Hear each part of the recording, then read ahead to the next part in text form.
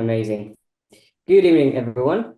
It's my great pleasure to welcome you to tonight's panel discussion hosted by 198 Contemporary Arts and Learning Gallery.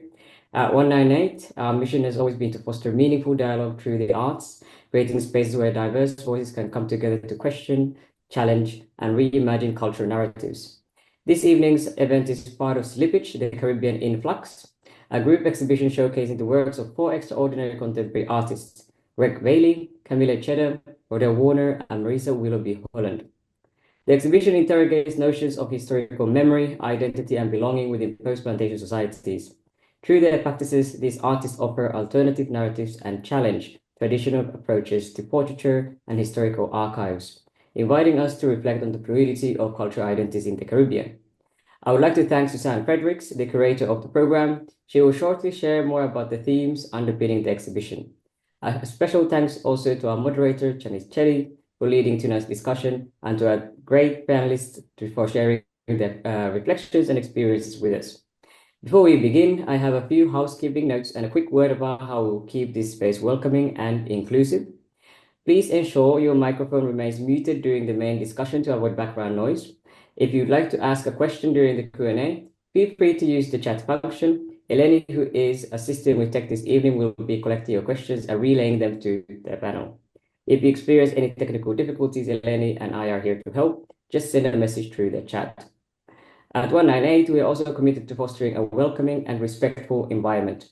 We ask that everyone approaches tonight's discussion with openness and care, refraining from language or behavior that could be harmful or exclusionary. If at any point you feel uncomfortable or need assistance, please let us know through the chat and we'll do our best to support you. And now it's my pleasure to hand over to Suzanne, who will share her insights in themes behind Slippage, the Caribbean Influx. Hi, everyone. I want to thank everyone for coming in and to listen to the talk, the panel. I'd like to thank the 198 team for all their work for the program and the exhibition, Nimco, Lucy, Shane, Rodney, and Aisha. Janice, thank you for moderating the panel. I will introduce Janice in a moment. I'm just going to talk for a few minutes about the curatorial thinking around the exhibition. I was very mindful of the work that was where it was going to be shown, the context of 198 as a historically Afro-Caribbean organization and a community-driven organization in the visual arts. And I thought it was such a powerful place to be able to show work like this.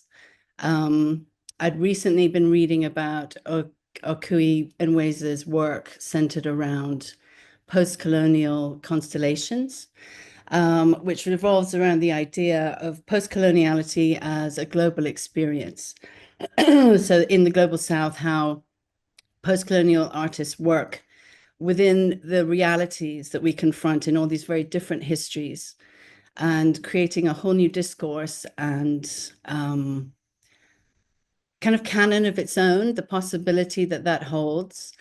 And it's in process, and these ideas are coming to the fore in everyday kind of contemporary art conversation. With this show, I reference slippage in context to, he speaks about slippage from the conventional Western art history canons and how traditional techniques and the canons of, say, in this particular instance, portraiture and archive, how artists in the Global South are working within these ideas.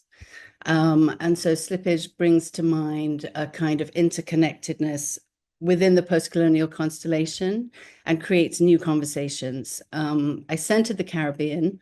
I live and work in the Caribbean. And artists here, you know, we have a very singular kind of experience. And all the artists involved, Camille, Greg, Marissa, and Rodell, work in a kind of intersection of memory, historical memory, power, and identity. And the complexity of the work and what it brings to a conversation is the Caribbean influx in this process of articulating this history, this contemporary kind of living, and being able to resonate with audiences that see the work, read about the work, attempt to understand the work, and experience the work within the exhibition. In terms of the layout of the exhibition, I mean, Rodell is in the center room, and his video, Scrying Intimacies, we have two of that series there.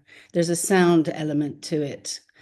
for people that can't see the show, and it emanates throughout the whole space and kind of creates this atmosphere in engaging with the work of each artist, which I think is very powerful in terms of an immersive kind of experience. So essentially, that's what this is all about, a commonality of experience within the Caribbean, what's important here, how do we transcend working in opposition to a kind of Eurocentric art history, how do we think about contemporary life in context to us, like centering us, in the Global South and this particular exhibition in the Caribbean. So having said all that, I'll introduce Janice. Janice has written an essay for the catalogue, which will be available towards the end of the show.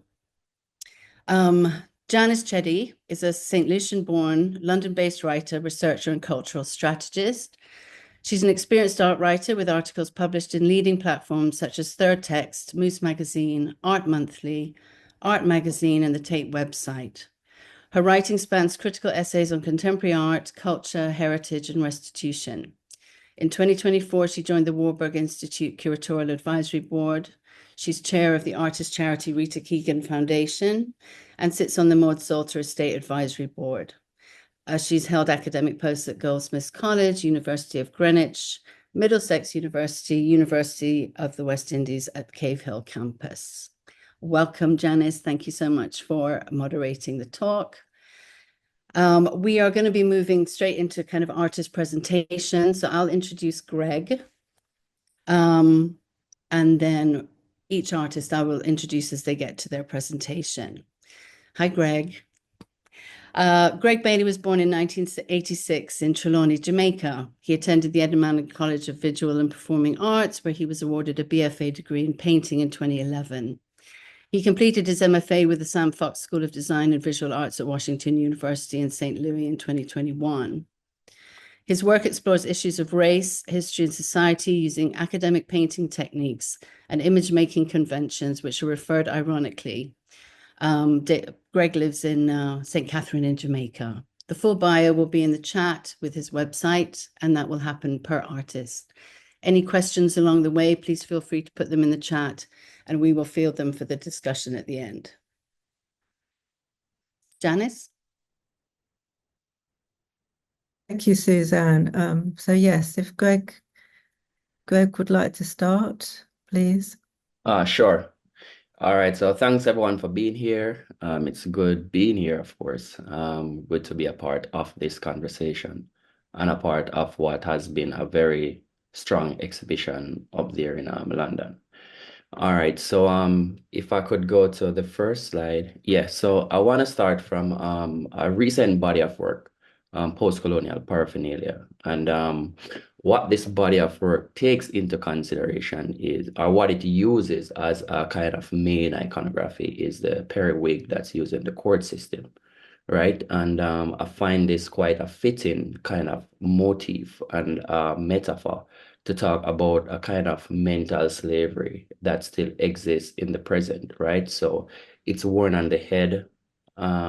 It creates a direct link between the cerebral functioning of someone, right? So I started this body of work directly after I completed my MFA at the Washington University in St. Louis, and I got back here in Jamaica, and the issue of colonialism was even more apparent to me, having been away from the space for a consecutive 2 years, right? So this kind of forced me to start looking at the social and political construct of the country, and looking at the people that it affects most, which is usually the majority, right? And it so happens that the majority of the population here in Jamaica is Black people. So what this body of work was trying to do was to understand some more by analyzing the social structure, right? And how historic residues still linger in the present, and how the idea of coloniality still lingers in our post-colonial space. So this body of work, I'm using people that I know, people that I'm interacting with every day. But in the grand scheme of things, what I'm trying to do with these work is to present these people as the archetypal majority, right? And who is being affected most by this social construct that we have inherited, right? And that we pretty much still foster, right? So so I'm looking at the everyday people, I'm looking at iconography, I'm juxtaposing different kind of elements, and I'm trying to create this visual narrative to talk further into these concerning matters, right? So using traditional painting techniques, and at that I am looking at the discipline of painting as well, and how I can really use this as a platform to articulate what it is I am trying to talk about. So the illusion of space becomes important, the background becomes important. And in a lot of these works, I created stencils, and I pretty much composed them into these pattern designs, right? I'm somewhat thinking hieroglyphs, I'm somewhat thinking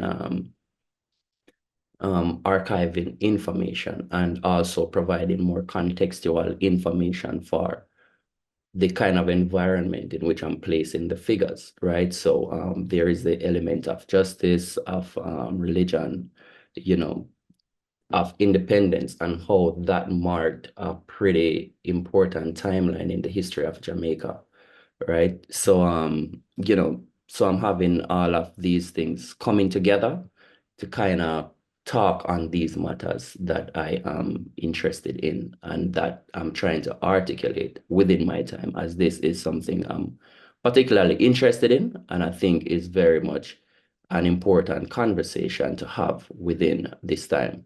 So if we can go to the other slide. So we have a similar case here, and in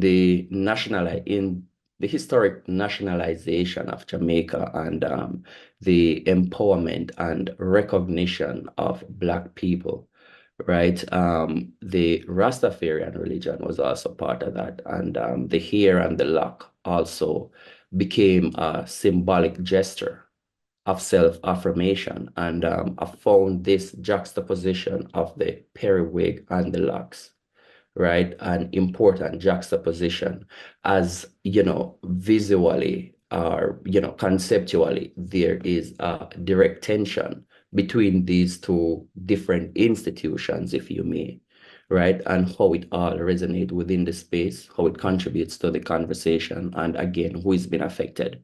Again, the background is created in a similar way as I've discussed earlier, using important objects, important iconographies, and creating them in these to me, visually interesting arrangement, right? That, stimulates the viewer in a particular way that I hope, they can be, or they will be intrigued enough to want to further investigate, or further find out what is really happening within these works.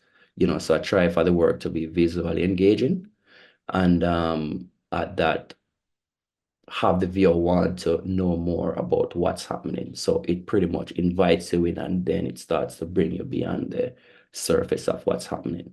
So if we go to the other slide, we have a similar case here where, clearly the colonial paraphernalia is being utilized, right? The background, the Black bodies, the archetypal Black bodies at that, because I'm really trying to have the earlier part of this body of work function as a mirror to the mass in the society. So if we continue, here we have, this is one of the few pieces where the wig is pretty much removed, and it's almost like I'm trying to prompt the idea to assess, analyze, and really question where we are, how we are, and why we are, right? And in this incident, or in this piece, I did use some of my younger family members. This is my cousin right here, and he's wearing one of the mayor's gowns, right? And you people in parliament, they would wear these gowns as well, the speaker of the house, the mayors, so forth. And they always have these elaborate medallions that are on these peculiarly designed chains. So I'm pretty much removing the more fashionable chains, and I'm using it with the shackle chains, right? And I'm still putting on the medallions on there. So there's a lot of information happening in the background as well. Even the kind of rug that I'm using, there's a lot of symbolisms that talks to different aspects of slavery and the kind of oppression that we've gone through historically, and how we're trying to get above that, and how the cognition, how the cerebral functioning is important in this ordeal. So if we continue, and just before the if we could go back, medallion as a hyphenated word, I also find my titles to be an integral part of the work as well, right? Because it, for me, also acts as context within the work. So, I might not be talking about each title individually, but that's something you can pay attention to within my works as well. It is actually part of the works. So if we continue, this piece, the Order of Saint Michael. That's actually the name of this crest that is worn by the Governor General. And the Governor General in probably all the Commonwealth nations, right? And so it's kind of it's trying to delve into conversations about what independence really is, the ties to the British monarchy as well, and how the Governor General, who is the head of state, really is an extension of the monarchs, right? So even though we are quote unquote independent, there are still all of these ties, and not only that, but the Governor General, who is a black man, wears this crest that became a big point of conversation in and around COVID. But through further research, I figured out that this was not a recent conversation. This conversation is something that's been happening since probably 2012, 2014, right? So, I found it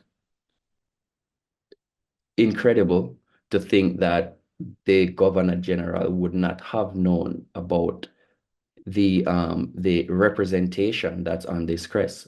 What's happening on the crest? It's probably gonna be hard to zoom in on it, but anybody in the participating in this discussion right now can do further research on the Order of Saint Michael medal from the monarch, right? And what you find is a representation of a white male who is depicted as Saint Michael crushing, is it,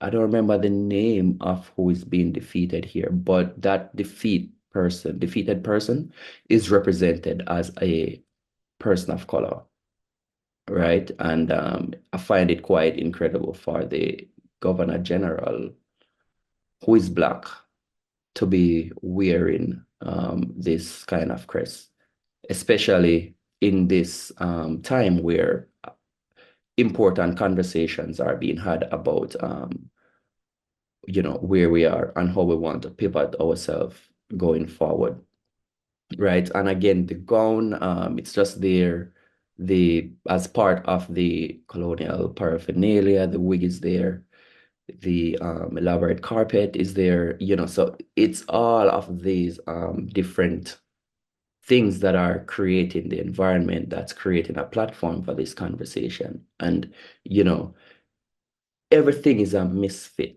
pretty much, right? But this has been happening from generation to generation, right? And even if our bodies grow into these things, it is still pretty much quite a ridiculous marriage. So if we continue, so all right, so that body of work was a more recent body of work, right? So this piece called Recurrence, it takes me back to a earlier um what I would consider a earlier mode of thinking about the colonial presence, right, within our current time. And the age group here also plays a role because there's an older man in the middle and two younger men on both the left and the right panels, right? I'm still having the slave ship or the merchant ship, whatever ship it is, right? Moving back and forth. So it's almost like there is, and it's three ships really, and that's symbolic of the triangular slave trade, you know, it's really symbolic to and important to this history, But what's happening in the middle panel is what's really striking because the ship is tattooed, is represented as a tattoo on the body of this older black man, which kind of talks about how much this particular colonized way of thinking has been us really. This is what we've been indoctrinated into. This is how the psychological shaping or psychological conditioning has been happening over time. It's institutional, it's systematic. This is what's been happening, and it's been going on from generation to generation, and it's pretty much still happening. You can see where the issue of even skin bleaching is such a predominant thing, not just in Jamaica, but in a lot of majority Black countries. It still talks about a kind of self-defeat in a sense, right? So I think these matters are very important things to discuss, very important things to represent on all platforms that we really can. Right. So if we continue, this colonial legacy, this came about in that earlier body of work, previously 2015. Now this one was done in 2016, where I'm still looking at the political structure. I'm still looking at where we are. There's a representation of these different objects on the wall. There's the guns and the gun and confetti, there's a unicycle and bullets, spent shells. It's watermarked, so it's not very obvious from the photo, but if you see the work in person, then all of it would be apparent.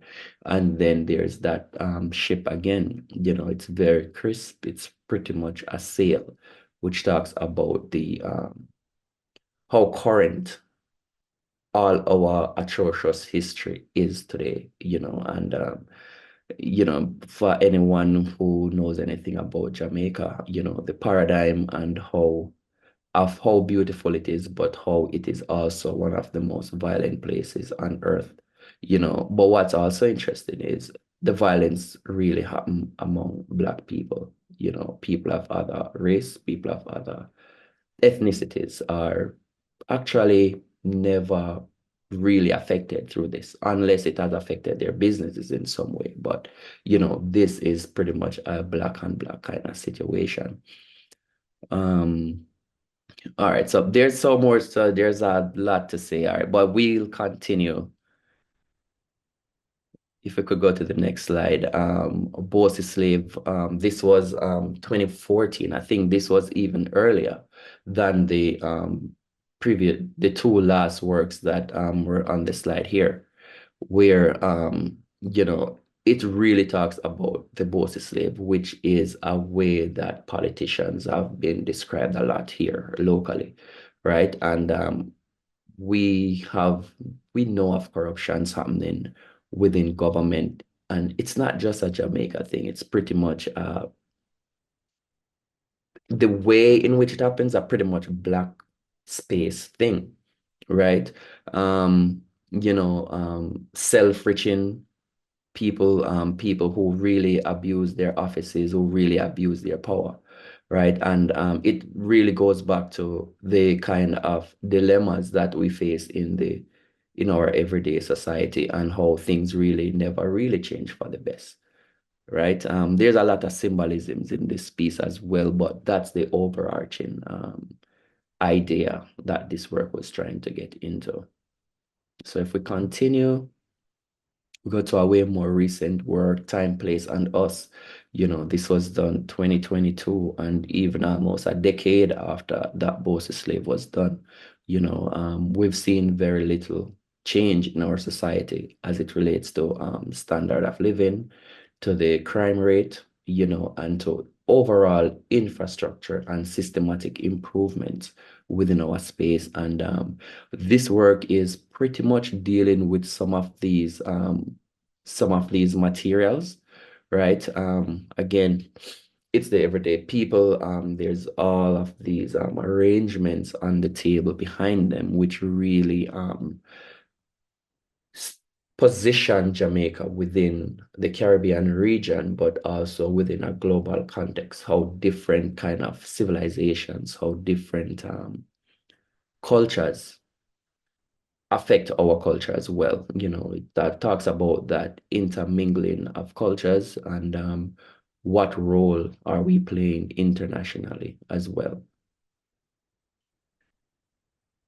All right, so we go to this piece was actually titled Colonial Paraphernalia, and I'm using the contrapposto as a kind of gesture that is very symbolic, historically very important to traditional art, right? And I'm using it in this context to talk about a pivoting.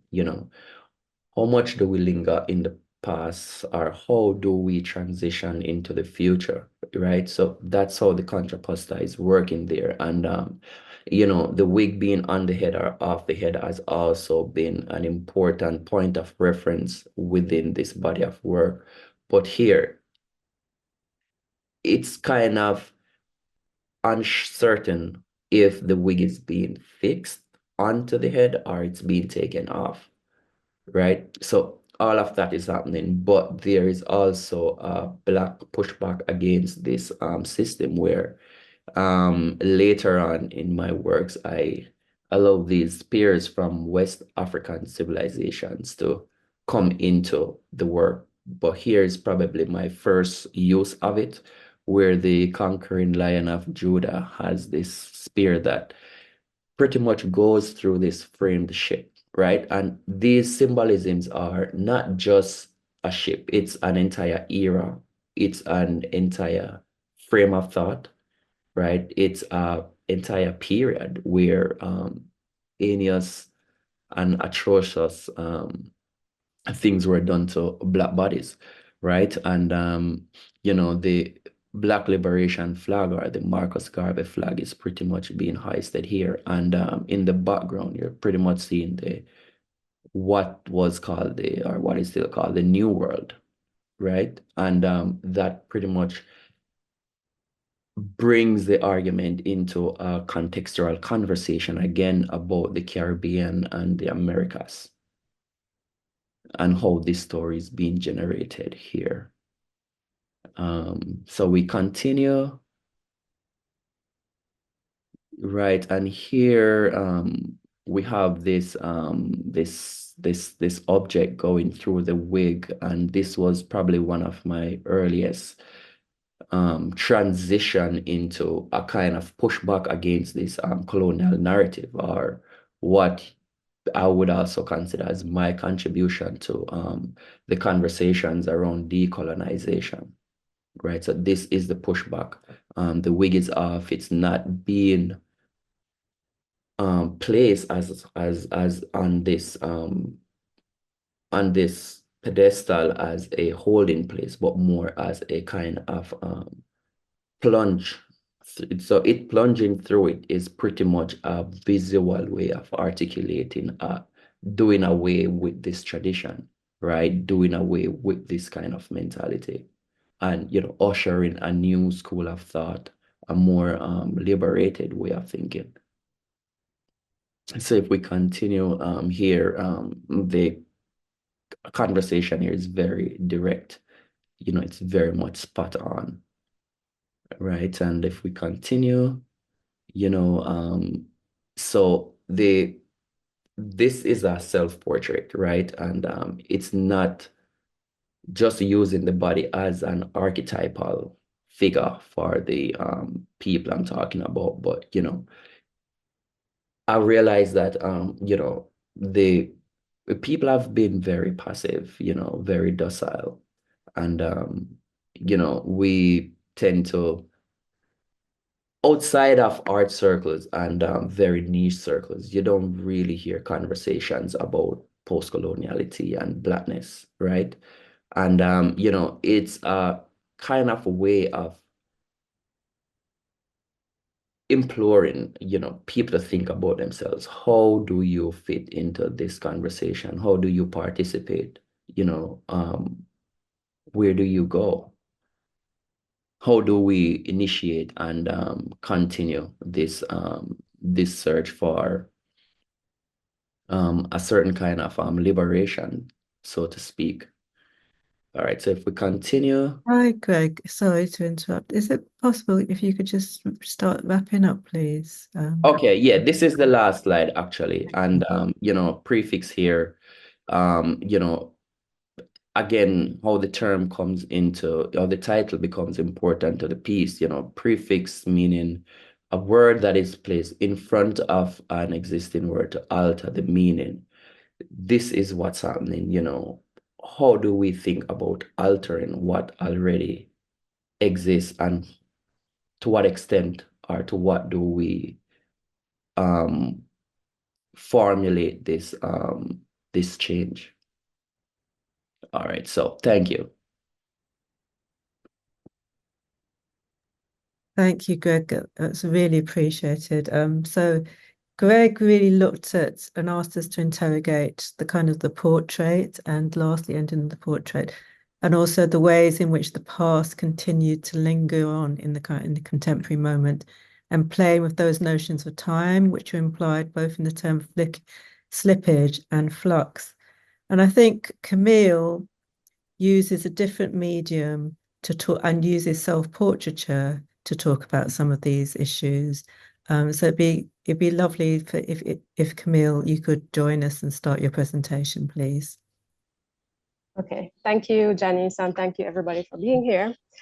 Okay, so I am a multidisciplinary artist and I work with painting, drawing, installation, sometimes digital media as well. You can go to the next first slide.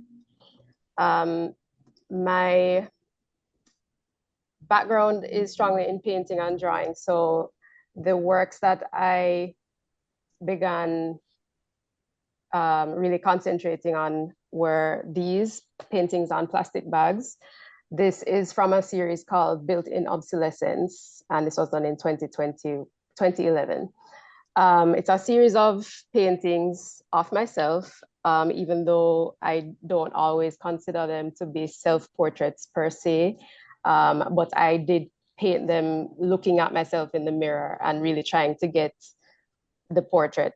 And I kind of say it at a distance, like I'm trying to get the portrait, like, trying to just observe the structure of my face in an attempt to pin down a Black Jamaican woman.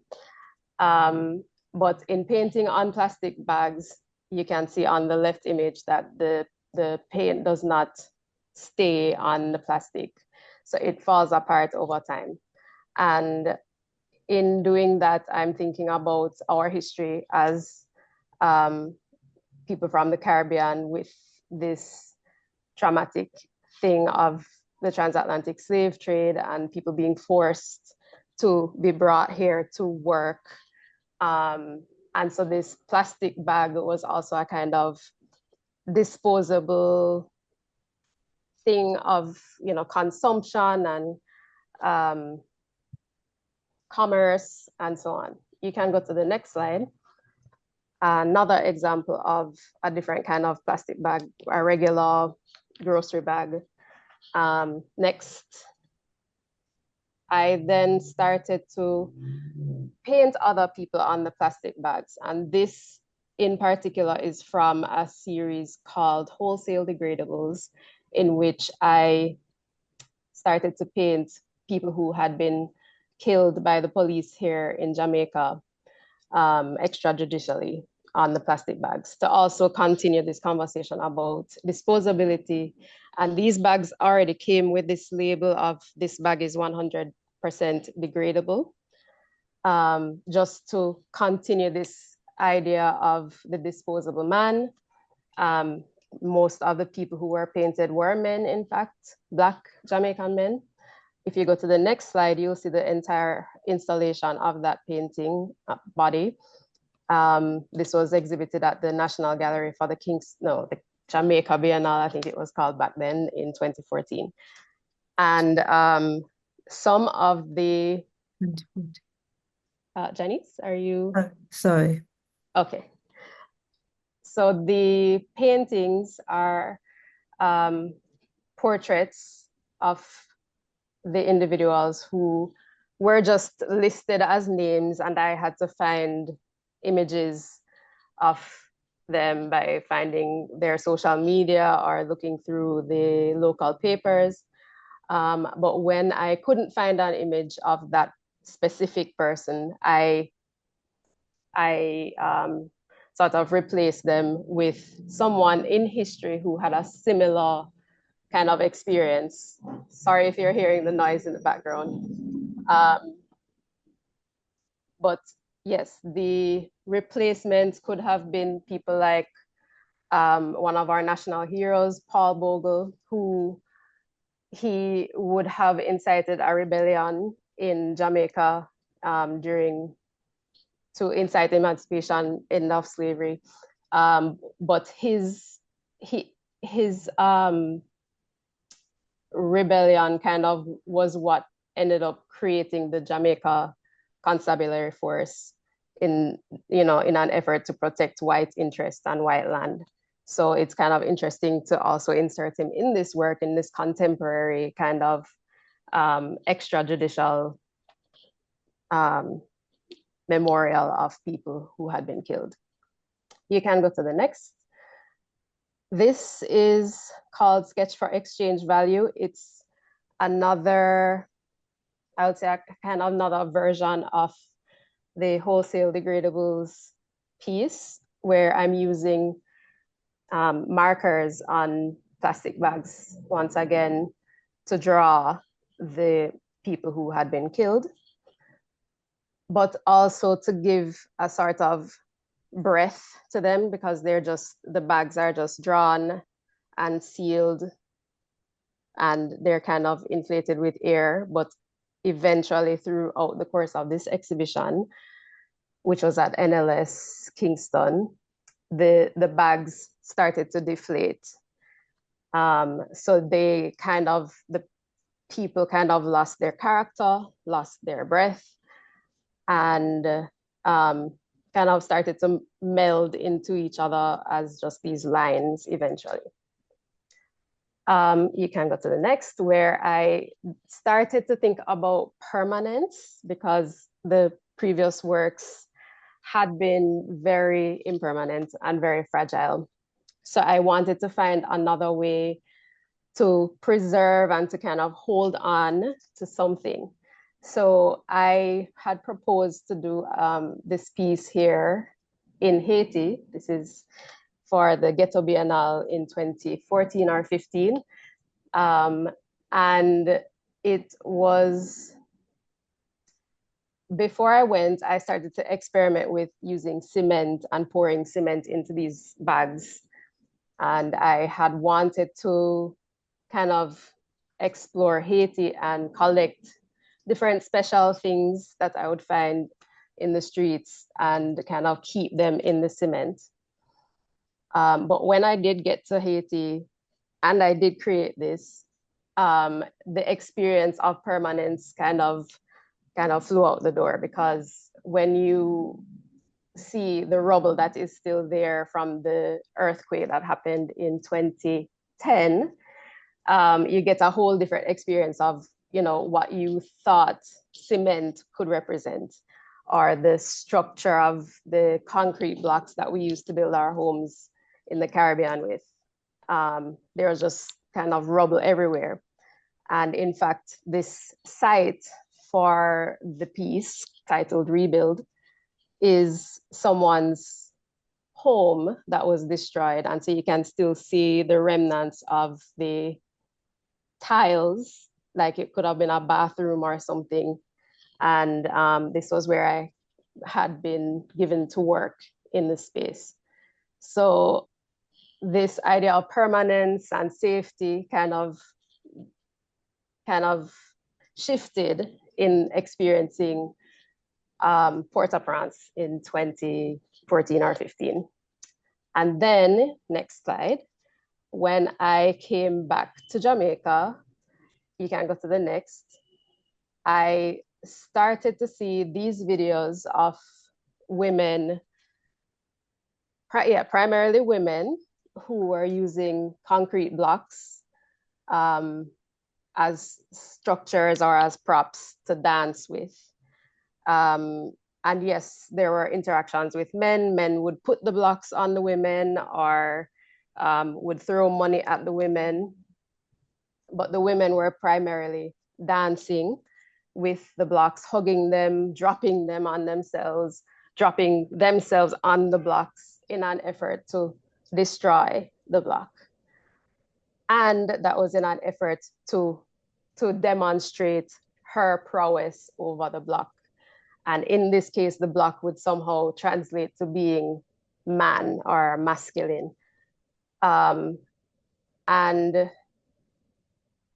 if you are familiar with dancehall culture, you know that it is highly sexualized and objectifying and violent.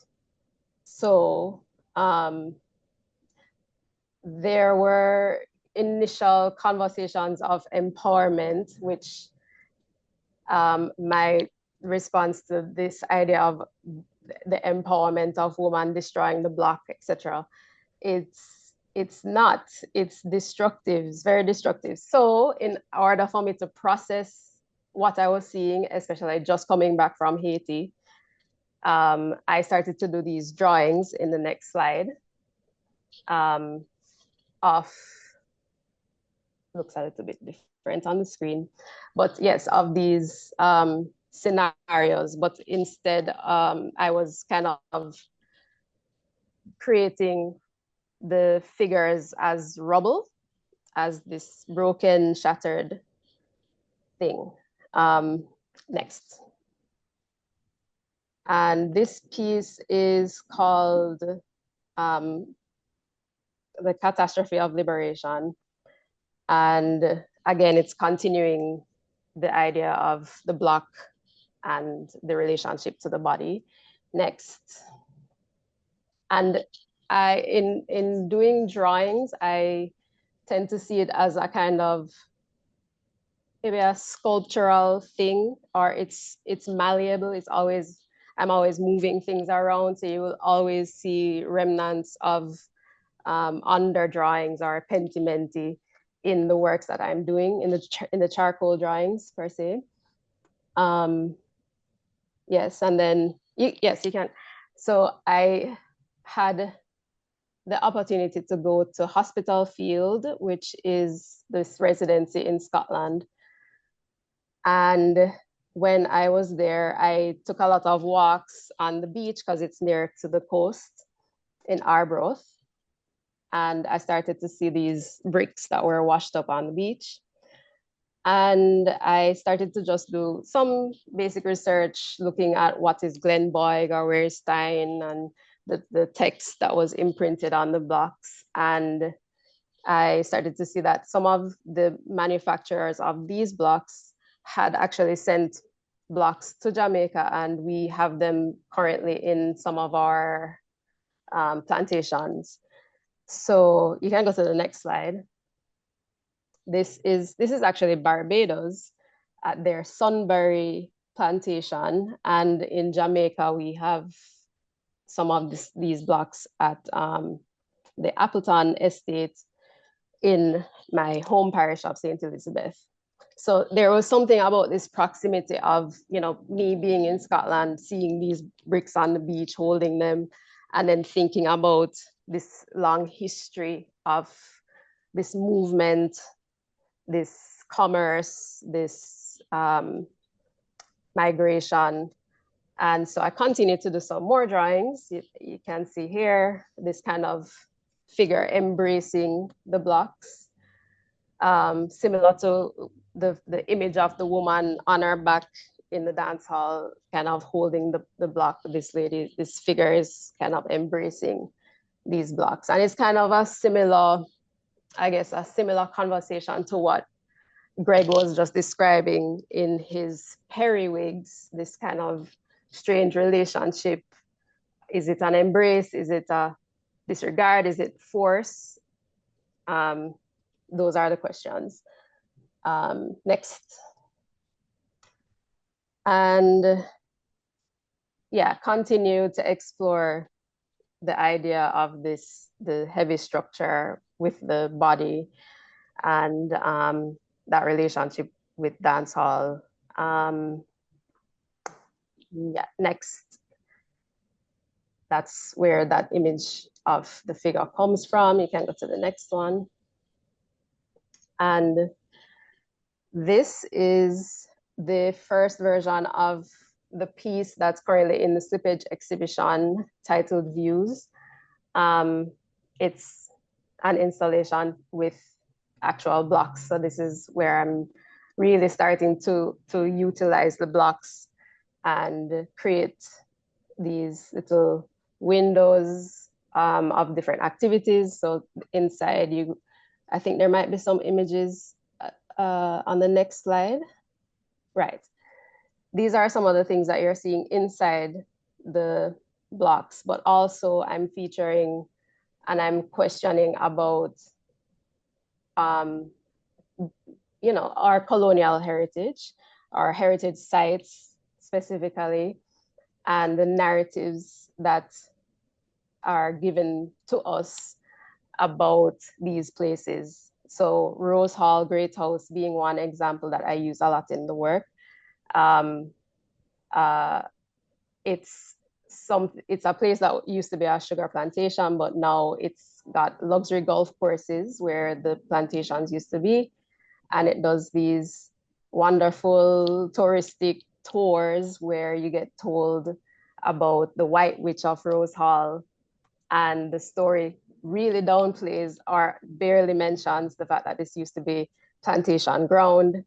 And we are in a country of majority Black people who would have had, ancestors who would have been forced to work on these plantations, who now might feel a little excluded from the golf courses that are for the tourists. So I'm kind of in the works, kind of acting out these relationships between myself, the Black dancehall, and the kind of touristic Jamaica fabric, which some of these blocks are wrapped in bandana fabric, which has become kind of synonymous with Jamaican culture.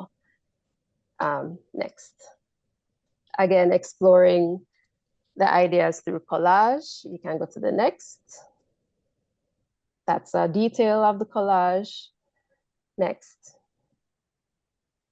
Continued exploration. This was views, but in Documenta 15 in 2023. Next. And it was placed outside, so I'm kind of utilizing the natural light. Next. This was from a recent installation, public art commission. This was just the sketch for it. You can go to the actual image. So I'm still, in the things that I'm doing, I'm still thinking about this concrete block, but also thinking about the context of the space. So this was a community project where I'm trying to highlight members of the community inside the openings of the block, but also this bush called Rice and Peas, or it's called Chain of Love, as the title of the piece is. Medicinal plant, very it's taken for granted, but I wanted to highlight it in this body of work. Next. And these works are in the Slippage exhibition, which this is Build. It also features some of the images that have been recurrent in the installations on the drawing itself, and the body kind of buried underneath. Next. Also, I've been doing work with this image of the dunce bag. You can see it in the next image, titled Cemented. It's a drawing, but it also has collage elements. And you can kind of skip through all of these, as I'm just gonna say that the body of work is titled Cemented. And I'm just thinking about the kind of cultural weight and the heaviness of the narrative that is being given to us by people who control brand Jamaica, and what Jamaican identity is supposed to be and what is celebrated, and how those things can be detrimental to our very identity that we enjoy and share with the world so much. Thank you. Thank you, Camille. That was really interesting. So Camille's works really kind of played with the idea of permanence and fragility, but also looking at structures and the idea of disappearing and appearing and what we hold on to. Marissa Willoughby Holland's approach, again using self-portraiture, actually is more focused on the imaginary and dreamscapes.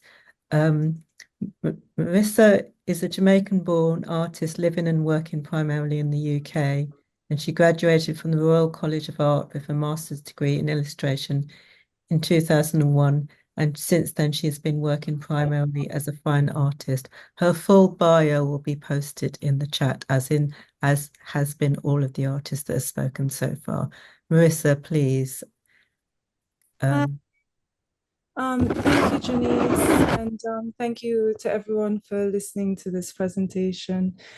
So as Janice said, I was born in Jamaica and I moved to the UK at the age of 16. I moved here to do A-levels, and then I went on to study at Chelsea College of Art, Camberwell College of Art, and then I did a master's degree in illustration at the Royal College of Art. So I'm going to talk about some of my earlier work quickly to illustrate my background and the elements that make me who I am, and then move to the later work and the work in the show, which will be in more detail. So my work is very autobiographical. I'm telling a story with a lot of my paintings, and this is probably due to my background studying illustration. So during university and immediately after this, I was traveling home to Jamaica every year, and my work as a result was very colorful, as you can see in the slide. My painting medium was primarily acrylic and oil-based ink that I rolled out on canvases, so quite different to what I'm doing now. At the time, living in the UK, I wanted to stay connected to Jamaica with my figures, and elements that show Jamaican identity at that time for me were, say, Aki's. For example, in Athena's dress, she's holding Aki's, and the Dr. Bird in Beloved. And you can see the color, very brightly colored. Next slide, please. Right, the atmosphere. I grew up in Red Hills in Jamaica, and my father had a gazebo in the garden. So we'd sit and look out at the view, particularly at night or on the balcony, like lying on deck chairs. And this memory of peace, calm at my father's gazebo, stillness of the warm evening, they all inspired the atmosphere in a lot of my paintings. Next slide, please. So in Jamaica, I attended an all-girls Catholic school, and religion was always a big part of my life. A lot of my work deals with spirits, the afterlife, and particularly in the earlier work like these, also angels. These sets of works were all in sort of the early 2000s. Next slide, please.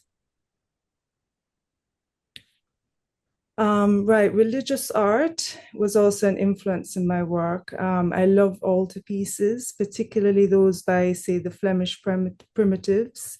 As with the last slide in the Madonna and Child, and I did a lot of Madonna and Child paintings at that time, I would sometimes paint a sort of Caribbean version of a scene from the Bible. For example, this is my version of the Annunciation. Next slide, please. Right, influences. As a child, when my grandfather was friends with Carl Abrahams, a famous Jamaican painter, and his paintings were often religious, and he painted portraits of my aunts. And I remember admiring how he painted them in such a stylized way and the colors that he used. My father also took us to the studio of Colin Garland, because another famous Jamaican artist, because my mother loved his work. So I knew that Colin Garland had been influenced by Renaissance art, and I later became a fan of Botticelli, as you can see in Venus, and other Renaissance painters, and Tudor portraits as well, as with Illusions of Status. Next slide, please. Relationships. So my close relationship with my sister was a subject matter that came up a lot in my work. My relationship with my husband, as you can see in Sunflowers, and my relationship to my children as a mother in Sisters in the Jungle. Next slide, please. Right, this one takes me to a sort of stage of my work, because as my children became more demanding, I stopped traveling back to Jamaica. I started focusing primarily on them and hardly went out. I started to be inspired by what was around me in England, and I started to paint the landscape outside my window, as I was always indoors and the colors became more gray. However, I found a beauty in the grayness and the contrast between, say, the gray sky and the flowers of spring, or brightly colored clothing, and I started looking more at reality in detail. Next slide, please. Also, I moved away from my previous paint medium of acrylic, which was fast drying compared to oils, and I moved on to oil paints because I was not always working. So having that time between painting and out for the first layers to dry, and this layering creates a more detailed effect, which I absolutely loved. And of course, that's what I do now. Next slide, please. I started trying to find a way of marrying my Jamaican identity, which I felt I was losing, with my UK identity. Next slide, please. So even though I hadn't been back to Jamaica since my kids were very young, I'm using memories from Jamaica to create this kind of imagined, idealized space where I can put all of my emotions and feelings. Next slide, please. Right, so this is moving into the work that is included in Slippage, and I'm going to start with Guardian because it has repeated themes and symbolisms that come up a lot in my work. So the central figure in my work is most often a female figure, loosely modeled on myself or my sister. The skeletons, which there are quite a lot in my work, particularly more recently.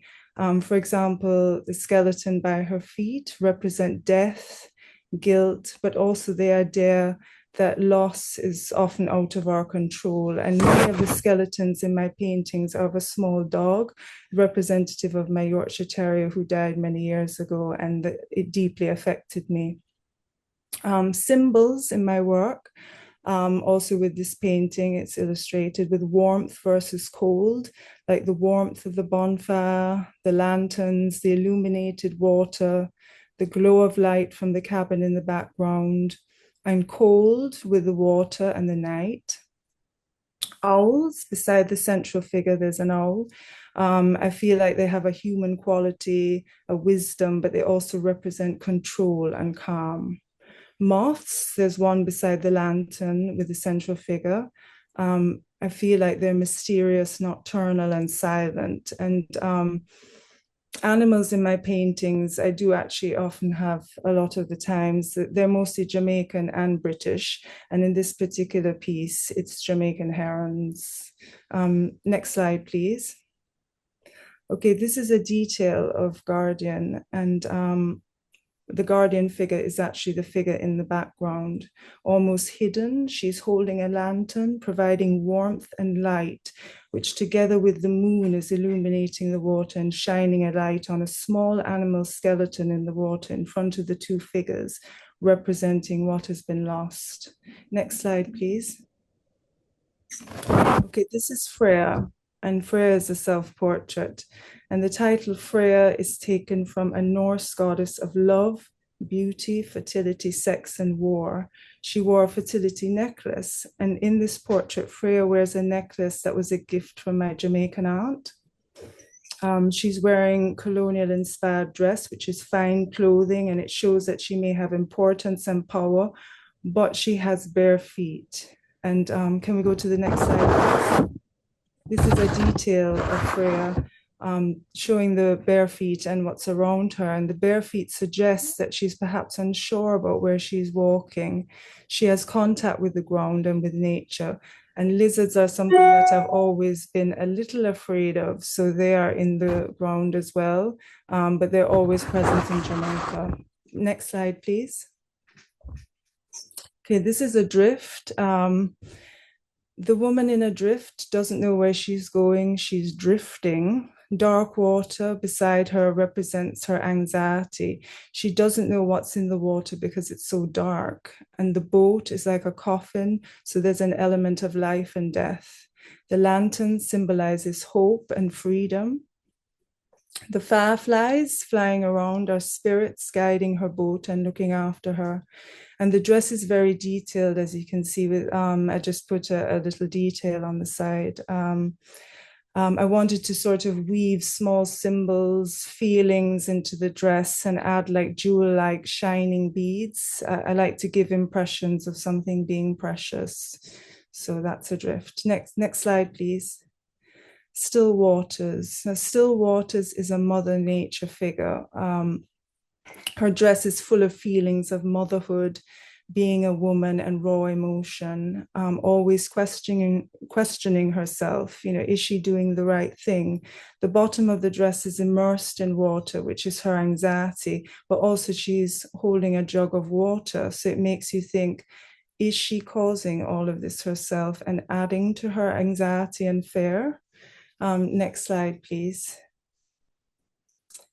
So this is the last slide, and it's a Zura garden. And this painting is mainly about love, serenity, calm.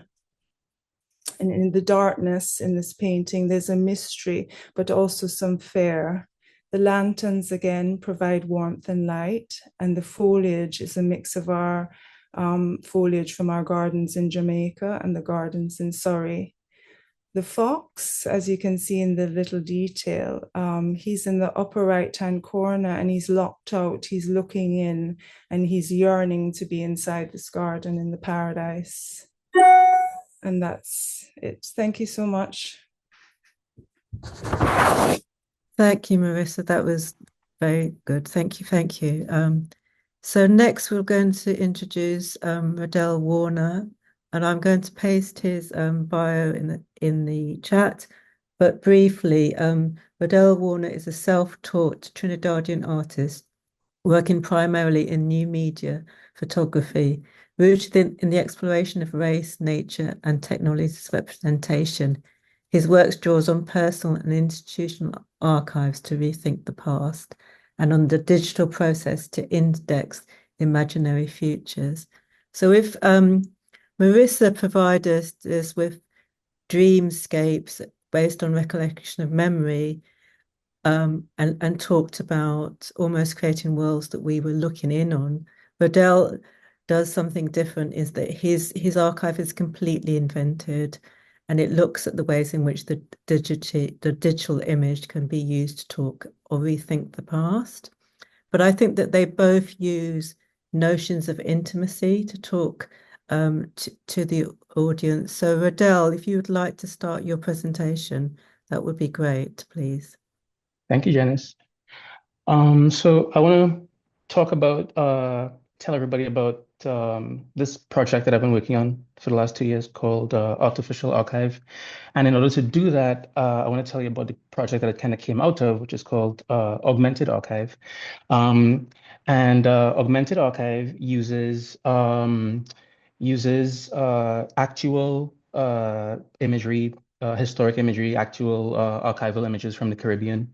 And I started that project in around 2018, 2019, mostly because I had just moved from the Caribbean, from Trinidad and Jamaica.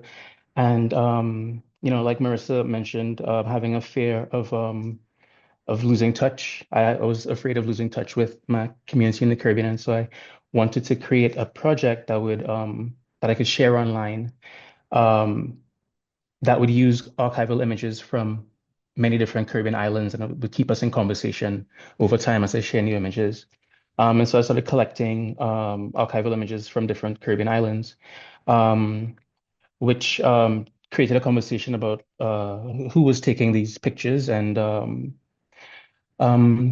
could we go to the next slide, please?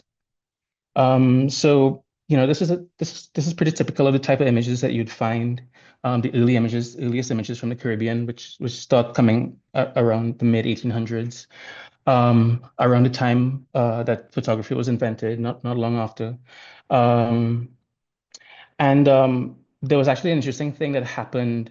Um, well, so first let me tell you that, in many of these pictures, most of the pictures that you'd find, if you look for the oldest pictures of the Caribbean, in these pictures, the subjects of the pictures, the Caribbean people that you see, they're not being photographed, portrait style, as documents of themselves. They're really sort of photographed as machinery, kind of like the labor force. They're just sort of incidentally occurring in these documents of like sort of colonial documentation of like plantations or like production.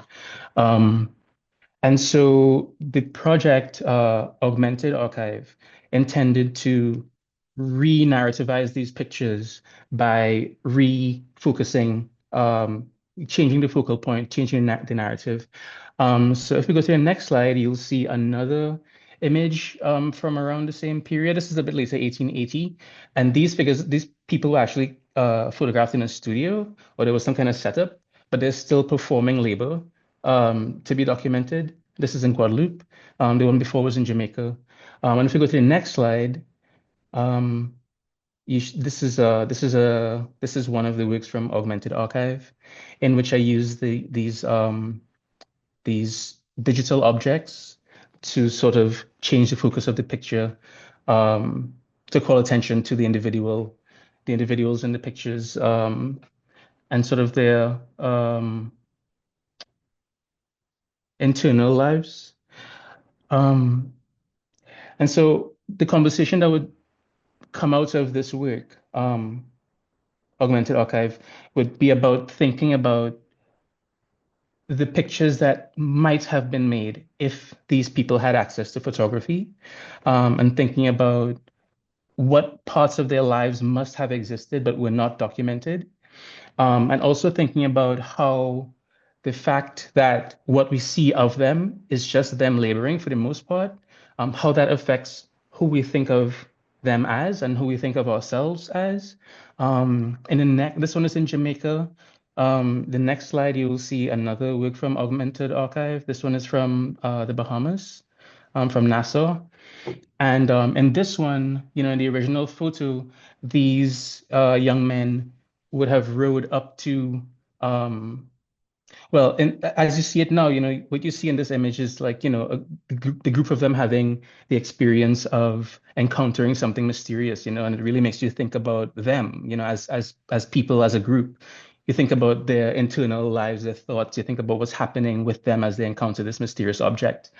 In fact, and this image is colorized as well. The original image is a black and white image, and there's a sort of embossing at the bottom left corner in which you can see White Star Line, which is a cruise ship that is where the image was taken from. And they've rowed up to a cruise ship to perform for the tourists basically on the ship, who would throw coins overboard and they would dive for the coins, which is a very dangerous sort of way to earn a living. But this is how they enter the photographic record. Like, we see an image of them. We have this record of them because of them being documented performing this labor. And this is sort of indicative of like the majority of the photographic archive of, the early photographic archive of the Caribbean. And when I think about how this has affected us, something happened around the time that I started this project that made me think about how the sort of like absences in the archive, or how they like sort of like biased or like limited view that we get of the people of the Caribbean from the past affects us in the present.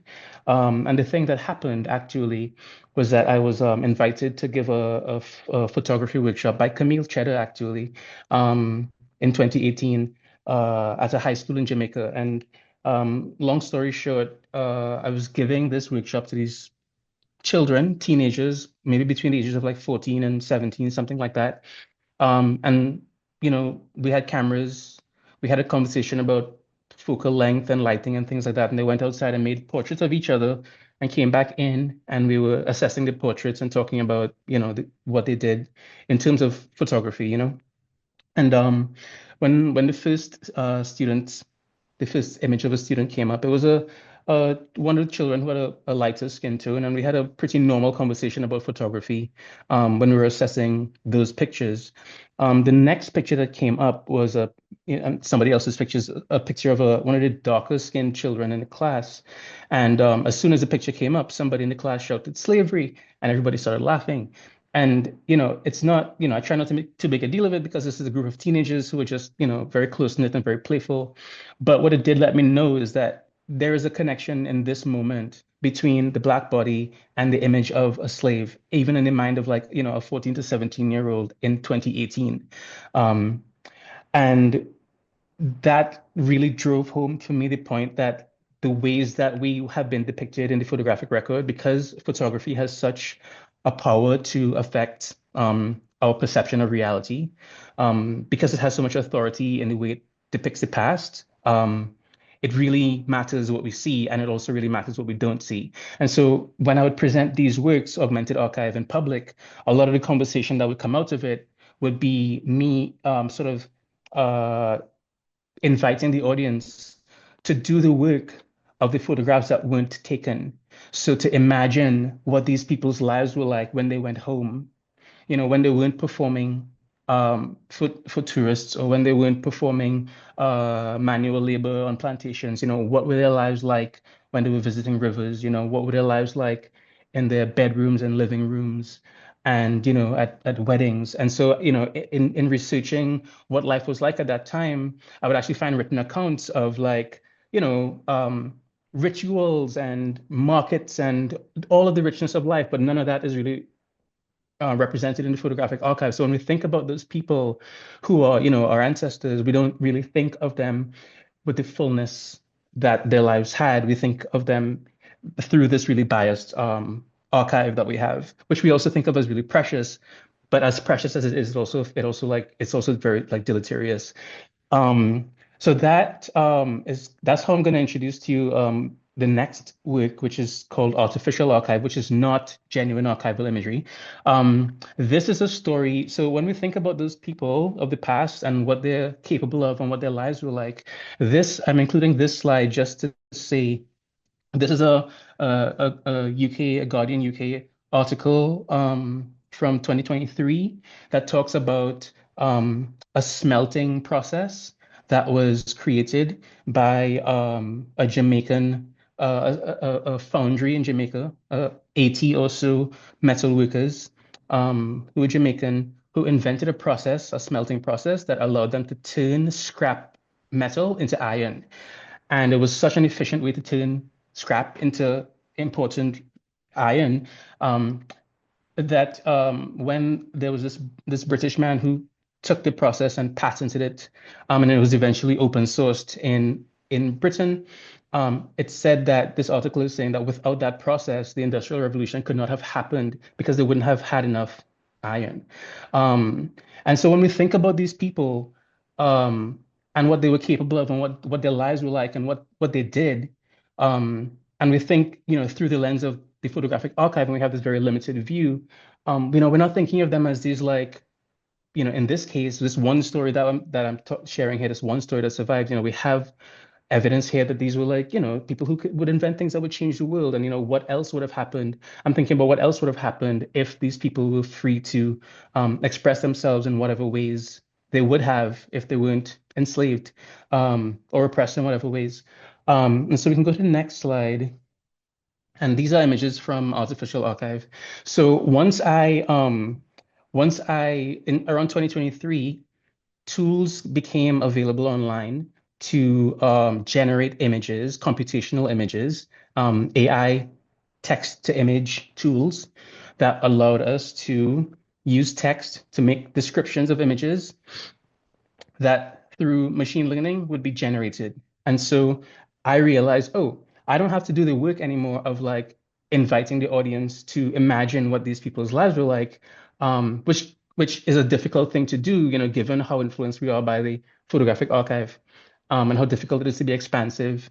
It takes practice and it takes time. I spent that time and I'd taken that, had that practice going on. And so I thought, oh, I can just generate these images and share them. So instead of saying, like I had been for the last 3 or 4 years when I present augmented archive, instead of saying, okay, now we have to imagine, we have to fill in the blanks, I could just actually fill in the blanks for the audience. So that's what artificial archive is. And so it started off as this process of like trying to imagine, on a very basic level, what these people's lives might have been at home, at weddings, tending to their own gardens, things like that. But also it was an exercise in trying to escape the limitations of the influence of the photographic archive. So as a way of transcending that, getting away from the sort of biased view that I have internalized, my intention was also to be expansive. And so one expansive sort of technique was to imagine what would these people's lives have been like if they were the beneficiaries of all those centuries of labor. And so, if I'm looking at the archive and I'm thinking about what these people's lives are like, I'm not going to imagine people who invent smelting techniques that change the world. So I have to do something that causes an expansion, that I have to take liberties in my imagination. And so we can go to the next slide. And what you'll see next is just a few images from artificial archive, and these were all 2023. These are all the earliest images, and I'm thinking about what were these people's lives looking like when they were at leisure. And then also another thing that comes up is like intimacy. One of the things that we don't see, and the Caribbean is like notoriously homophobic. A lot of the prevalent images that we see and model ourselves after have nothing to do with intimacy or gentleness.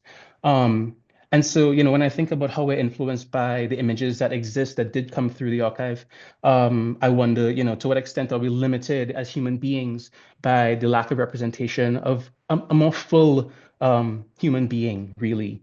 Okay, so I'm going to try and wrap up in the next 3 minutes. So this is one of the works that is in Slippage. And with this work, I am still doing the artificial archive presentation sort of imagined alternative or speculative histories, but I'm also sort of trying to visualize or make obvious the lens that we're looking at these images and imagining through. And there's also, I don't think I have time to talk about it, but there's a connection to scrying. And scrying is this divination process in which you look into a mutable medium. It could be a body of water, it could be a flame, and you sort of try to glean an image from it. It's like looking into a portal and trying to get an image, try to see the future or see the past or something that can be useful. And I'm thinking very much of the way that computational images, the way that AI images are generated, which actually they start off as a cloud of dust that iteration after iteration, they become clearer and clearer and clearer. And also, what we do is we give a prompt, we ask it for something, and it gives us back something, not exactly what, we don't really know what we're gonna get, but we get something that's kind of based on what the model understands. And so I'm thinking also of this this medium as a mutable medium that we kind of come to as querents, as people with prompts and questions, and try to glean information from. And it is accessing not just the early historic archive, but many millions of images throughout history.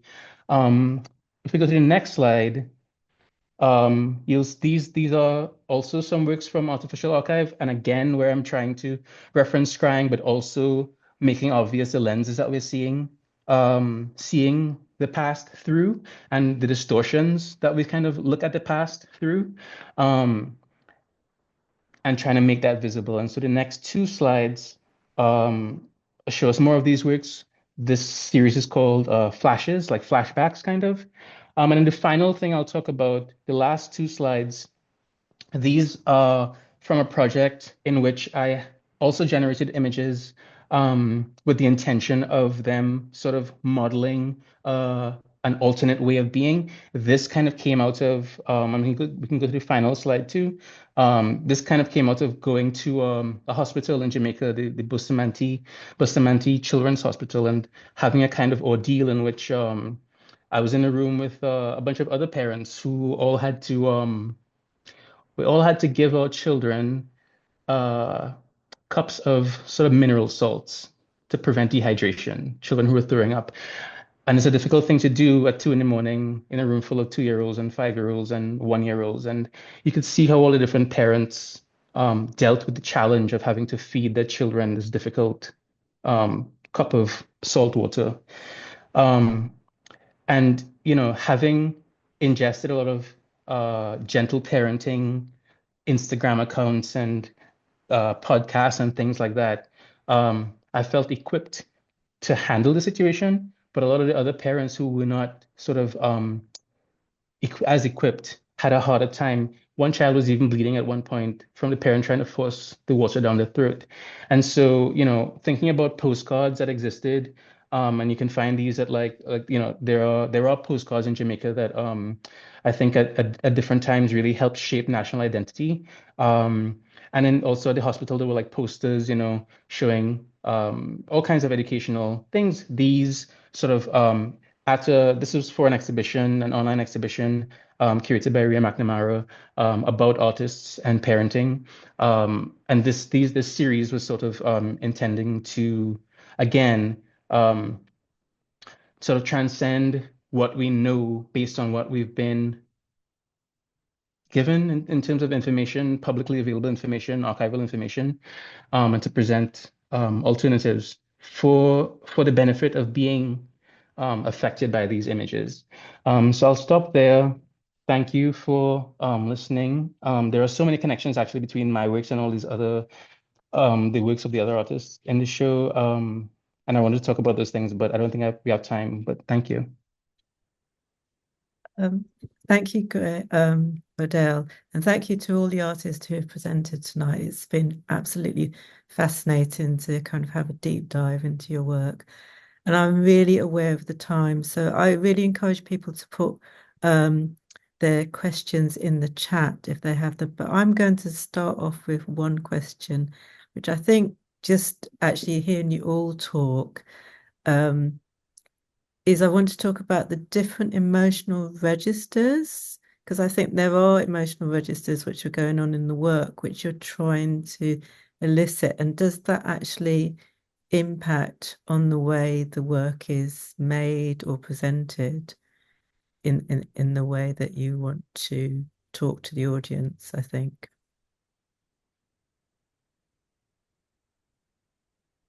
Does anybody want to start? So shall I pick on somebody? As I can see you, Odell, do you want to, because we had this conversation earlier, didn't we? Oh, I'm not, I'm looking at notes that I made. You're talking about the different emotional registers, and Camille mentioned the heaviness of the narrative, and this is something I was thinking a lot about when Greg was talking about his work as well. And I was thinking about what I would say about my works, and I was like, I was very concerned about like, how much of how difficult it is actually to talk about some of these things. And Marissa talked about, and I did mention this before, like a fear of losing a connection to the Caribbean, and so that was very much part of the sort of emotional charge in her work. But yeah, I don't know if anybody else wants to say anything. I just have a bunch of notes here about things that people are talking about that I felt connected to. Yeah, because Marissa, what strikes me when you work is that there's a sense of really private moments within the work on the show, and that you almost feel it as an audience member that you're kind of intruding on something. And I was just wondering, is that part of the way you approach the work, or is it just because they are a mixture of kind of recollection and kind of imagination? I just wondered what you're trying to do there in the work. Well, I think for me, I feel like I just have to, like, I have a lot of emotions a lot of the time. So with my work, it's almost like I feel like I need to put it on the board. I need to paint it. So it's less about like sort of thinking, okay, this is what I want the viewer to get out of the work, but more like this is what I just have to get onto the work. And so that's really what motivates me. And Camille, because there's quite a lot of, particularly I'm thinking in Cemented, there's quite a lot of vulnerability in that work, but also there's almost a sense of intruding on a woman who's finding a place of rest. I was just wondering, and then the other works, particularly around the use of cement and those bodies, I was just wondering what's going on there. Yeah, I do want to pick up on something Rodel mentioned, to the heaviness, and this, a couple of the drawings in cemented, yes, the figure is lying either in cement or just lying down, somewhat indifferent. I think it's a kind of indifference, and that's maybe something I'm absorbing from the experience of these kind of social and cultural things that are happening. So, like when Rodel recounts this story about the student saying slavery at seeing a dark-skinned colleague, or in the current, in some of the other works that I did with the bag that has dunce written on it, and this kind of the fact that it's being debated and not just outright rejected. There is something that we've accepted in our everyday lives that does become very heavy. So I think the figures being kind of lying down and not able to move, I, I I wouldn't say it's an intrusion, but like that's just become a part of the landscape. And it's not to say that there isn't any hope or it's like a hopeless situation, but this is what I feel like I've absorbed and I'm just documenting. And Yeah, Greg, I mean, yeah. if I may add on the matter of emotion in the work, I'm afraid, but the word heavy, I might have to use that word as well, right? And this is something I was having a discussion about even recently. I was at Ruby Cruel for an artist residency, right? And I'm doing this self-portrait. And then I'm looking back at other self-portraits I've done. And the persona and emotion that are captured in these self-portraits are not the persona that I am every day, right? I'm usually this person who's always smiling, who is usually quite pleasant, right? But then you get into these modes and you start to think about a kind of reality that we're making these works about. And this reality does come with a lot of heaviness, right? This is something that we're living through. And even outside of the heaviness that is portrayed in the figure, I'm looking at even the piece titled Pulled, and this red in the background, it becomes so gory, it becomes so heavy.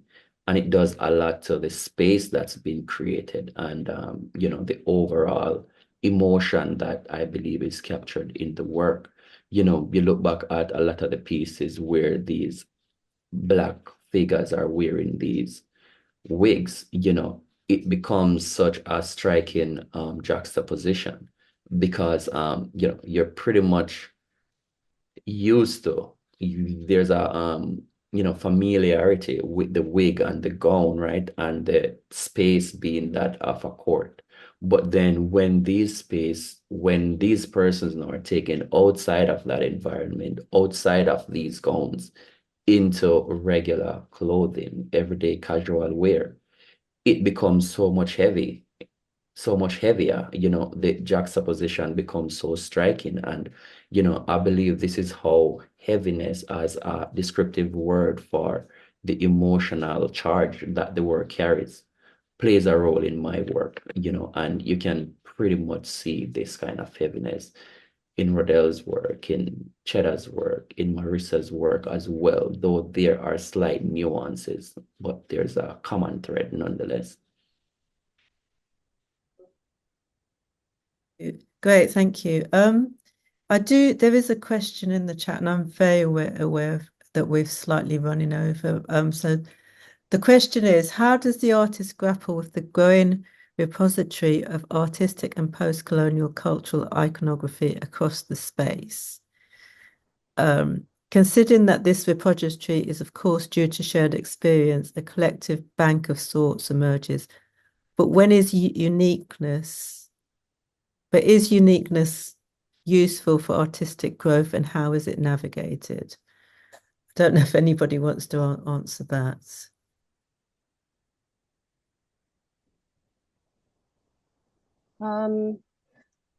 I think there will always be room for uniqueness if I understand the question, it is that there are always going to be commonalities amongst us as artists because Jamaican artists will have this similar experience. Rodell will have a different experience as a Trinidadian artist, so he will have a specific set of iconography within his artist pool of Trinidadian artists. So everybody has these common things, but I think everybody is still able to take a position. There are ways to make different works, like making installation, making photography, working with new media. But you also have your own personal experiences that will make things different for you, and your vantage point is we're not always going to have the same opinions. So, and I think that has a lot to do with where your interest will take you. Not everybody is having conversations about Blackness per se. We've already, I think Greg mentioned that in his discussion, that it's somewhat niche to be speaking about racial differences in a specific way, or a kind of pride of Blackness. Whereas, again, to recount Rodell's story, or countless stories that I've experienced too, of young people, children kind of saying things like somebody is black and ugly, when that person, the child saying that, is also a Black person, but they might be a little bit lighter than who they are charging with being black and ugly. So everybody is kind of going to have to grapple with their own personal identity, or their even if it's not to think about personal identity, but whatever is happening in their social realm. Yeah, and to add on to that, Camille, I feel like well, if the works from the show, I didn't necessarily connect them in terms of iconography. I do feel like the works are all quite unique. I do feel like in the conversation when we're talking about sort of where these works are coming from, that's where we kind of uncover the similarities. But I don't think that the similarities are pictorial or visual. what I also see that is sort of common is, yeah, like, and you're saying this, is everybody sort of like having a very real response to something that they're experiencing that feels deficient or feels like it needs correcting. I feel like a lot of the impulses are sort of corrective impulses, or interested in exploring different ways to see things, talk about things. And because the stimulus that we're responding to is a sort of negative stimulus, is a sort of like thing that's bothering you, you know. Camille's talking about some of the images that come out of dancehall culture. Um, Greg is mentioning some of these sort of post-colonial tropes that still are present, and that he noticed when he came back from doing his master's. Um, yeah, these are not pleasant things to kind of to feel, you're trying to respond in a way that's sort of corrective, or you want to, challenge, find some way of creating a conversation that changes things. And it's interesting to see that there are these, like, what we actually come up with, or like come up against, or quite similar sort of set of things. And I guess they're all coming from a sort of similar places, so sort of like sort of the remnants of like yeah, post-colonial life, sort of remnants of colonial life, but manifesting in all these different ways, and coming through all these very different artistic practices. Yeah, I feel like thematically there are similarities, but I don't really think that visually or pictorially or iconographically there were, so many similarities, honestly. Yeah, and I mean, even if things are varying pictorially so much, conceptually we find where things are starting to resonate and things are starting to overlap, right? Camille made a very interesting comparison with the periwig and the brick, right? And bricks in Jamaica has a lot to do with the physical colonial building of, architecture and all of that, so there is that direct link as well. On top of that, we are from the same space, we're educated within the same systems, right? We are facing the same kind of challenges, so despite our personal our individual interest in pursuing what it is that we really want to articulate, we at the same time have to work with similar kind of material, right? And even outside of the Caribbean region, the entire colonized empire, pretty much have the same kind of things to grapple with, and I think the more we grapple with these things, the better we understand them and the better we can make decisions on how we want to move forward.